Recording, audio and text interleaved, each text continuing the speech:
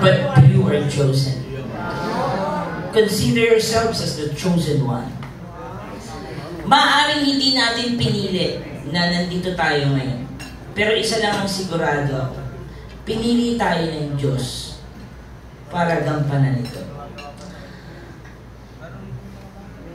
Challenging yet fulfilling ang pagiging SDRRMC sa gabay ng ating mapagkalinang ina na si Ma'am Annie.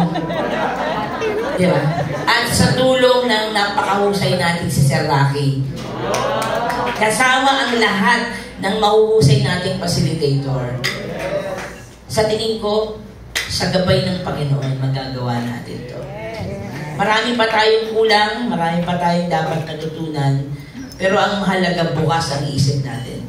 Tandaan natin mga kasama, ang talino at talento ay pahiram ng Diyos sa atin.